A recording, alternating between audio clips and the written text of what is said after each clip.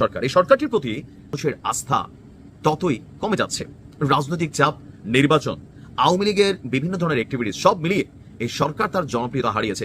উপদেষ্টা মণ্ডলীদের মধ্যেও অনেকের বিভিন্ন ধরনের অ্যাক্টিভিটিস এবং প্রধান উপদেষ্টার বিভিন্ন একটা পোস্ট ডিলেট সহ বিভিন্ন কিছুকে কেন্দ্র করে এই সরকারের উপর যখন মানুষের আস্থাহীনতাটা আরো বড় আকার ধারণ করছে, তখনই একটা ঘোষণা দিয়েছে আমাদের আইন আগামী দিনের বাংলাদেশে যে সরকার ক্ষমতায় আসবেন এটাকে পালন করবেন। এটা বাংলাদেশের 18 কোটি 20 কোটি মানুষ প্রত্যেকের জন্য উপকারী একটা সিদ্ধান্ত। আর অলরেডি উপদেষ্টা পরিষদে এই বিষয়টার অনুমোদন দেওয়া হয়েছে। কাউকে গ্রেপ্তারের সর্বোচ্চ 12 ঘন্টার মধ্যে পরিবারকে জানাতে হবে। সর্বশেষ আওয়ামী লীগ সরকারের সময় গুম একটা বড় আকার ধারণ করেছিল। আয়নাঘরের অস্তিত্ব আমরা দেখতে পেয়েছি। আর এই ঘটনাগুলোর শিকার যারা হয়েছেন তারা বলতে পারবেন এই বিষয়গুলো কতটা প্যাথেটিক, কতটা নির্মম আর কতটা ঝামেলাযুক্ত। ফৌজদারি কার্যবিধির সংশোধন প্রস্তাব অনুমোদন করেছে উপদেষ্টা পরিষদ। সংশোধিত আইন কার্যকর হলে কাউকে গ্রেপ্তার করে থানায় নেওয়ার সর্বোচ্চ 12 ঘন্টার মধ্যে পরিবার বা বন্ধু বা আইনজীবীর সঙ্গে যোগাযোগ করে জানাতে হবে। এখন এই বিষয়টা কেন জরুরি? আমরা আওয়ামী লীগ সরকার আমরা দেখেছি বা এর আগেও অতীতে বিভিন্ন সরকারগুলোর সময় এত বেশি না হলেও আর কি বলা হয়েছে ছোটখাটো আকারে ছিল। কোনটা?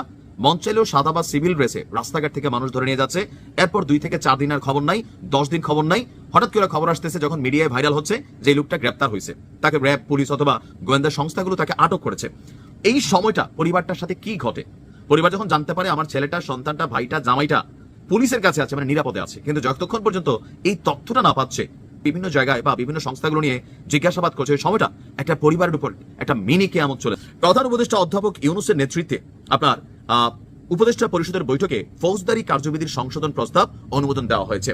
পরে রাজধানীর ফরেন সার্ভিস একাডেমিতে বিষয়টি সামনে আনেছেন আমাদের উপদেষ্টা আসিফ নজরুল। তিনি বলছেন, আইনগত একটা গুরুত্বপূর্ণ পরিবর্তন করা।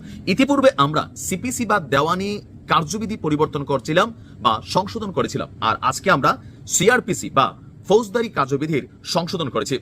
সুপ্রিম কোর্টের 2টি সিদ্ধান্ত ছিল, গ্রেপ্তারের ব্যাপারে স্বচ্ছতা থাকতে হবে, জবাবদিহিতা থাকতে হবে। বাস্তবায়নটা আসলে কতটুকু হয় বা জবাবদিহিতা কতটুকু হয়, গ্রেপ্তার পরবর্তীতে গ্রেপ্তারকৃত ব্যক্তিদের যেন অধিকার এই বিষয়টা নিয়ে আসলে তারা কাজ করেছে।